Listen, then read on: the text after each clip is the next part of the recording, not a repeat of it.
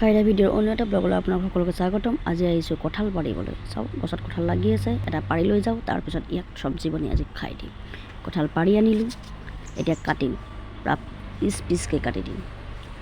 কটা মেলা হৈ গ'ল, অকণমান নিমখ আৰু হালধি দি কিনে তিয়াই থৈছোঁ যাতে অকণমান আঠাটো আৰু ক'লা ক'লা ভাৱটো গুচি যায়। তাৰপিছত এতিয়া এইটো মই কুকাৰত দিম, কুকাৰত দি কিনে এটা চিটি দিম, বেছি নিদিওঁ, মাত্ৰ এটা চিটি দিম। এটা চিটি দিয়াৰ পিছত মই ইয়াক উঠাই পানীটো যাবলৈ দিম অকণমান সময়ৰ কাৰণে। চাওক উঠাই দিলোঁ, এতিয়া পানীটো যাবলৈ দিছোঁ অলপ সময়। তেতিয়ালৈকে মই আদা নহৰু পেষ্টখিনি বনাওঁ। এতিয়া কেৰাহীত অকণমান গৰম হ'ব দিছোঁ, অকণমান পানীটো মৰিবলৈ যাতে হাফ ফ্ৰাই মানে আদা ফ্ৰাই হ'বলৈ দিছোঁ। আদা ফ্ৰাই হোৱাত উঠাই দিম, এতিয়া উঠাই কিনে থৈ দিম। অকণমান এইটো কাৰণে নিজে কুকাৰত যেতিয়া দিছিলোঁ অকণমান পানী সোমালতো, এতিয়া পানীটো ওলাই যাতে যায়, ওলাই গ'লে অকণমান ভাল লাগিব খাই কিনে, বেছি ভাল লাগিব খাই কিনে, সেইটো কাৰণে।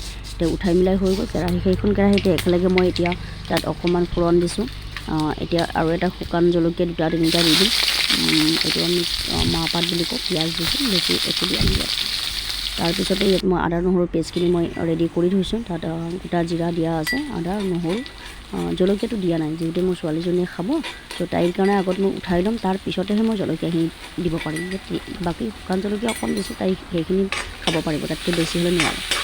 এইখিনি এতিয়া মই ভালদৰে ফ্ৰাই কৰিব লৈছোঁ। ভালকৈ ফ্ৰাই হোৱাৰ পিছত এটা আলু এড কৰিছোঁ, অকণমান ভাল লাগিব তাই খাব পাৰে বুলি। তো আলুটো অকণ ফ্ৰাই হ'বলৈ দিলোঁ।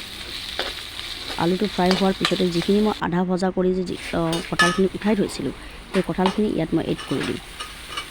আধা ভজা কঁঠালখিনি এতিয়া মই এড কৰি দিম। এড কৰি দি ভালকৈ মই এইটো লৰাই থাকিম যাতে গোটেইখিনি মছলা গোটেইখিনি কঁঠালত ভালদৰে লাগি যায়। এনেকৈ মই লৰাই থাকিম। লৰাই থাকি যিখিনি কঁঠাল সিজোৱা পানী আছে, সেই পানীখিনি কিন্তু মই পেলাই দিয়া নাই, থৈ দিছোঁ যাতে মই অকণকৈ এড কৰি দিব পাৰোঁ ইয়াত। যেতিয়া আমি মাংস যেনেকৈ বনাওঁ অকণ পানী ছটিয়াই কিনে ইয়াক মই ফ্ৰাই কৰি আছোঁ। বস্তু একেলগত পানী দিলে পানীটো বেছিকৈ সোমাই গ'লে খাবলৈ অকণ হেৰি লাগে, সেমেকা হয়। সেইটো কাৰণে ইয়াত মই অলপকৈ পানী এড কৰাই তেতিয়া শুকাই গৈছে, আকৌ পানী এড কৰিছোঁ।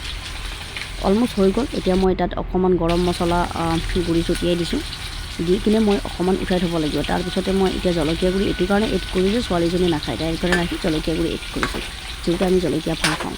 নহ'লে আপোনালোকে যদি উঠাই থ'ব লগা একো নাথাকে একেলগত জলকীয়াটো দি দিব পাৰে। মই যিহেতু একেলগত দিব পৰা নাই, তাৰ বাবে মই জলকীয়া গুড়িখিনি এক্সট্ৰাকৈ এড কৰিলোঁ। তাইৰ কাৰণে অকণমান কেনেকৈ টেষ্ট কৰি চাব, কেনেকুৱা লাগে জনাব। গৰমে গৰমে খাব, নিশ্চয় ভাল পাব।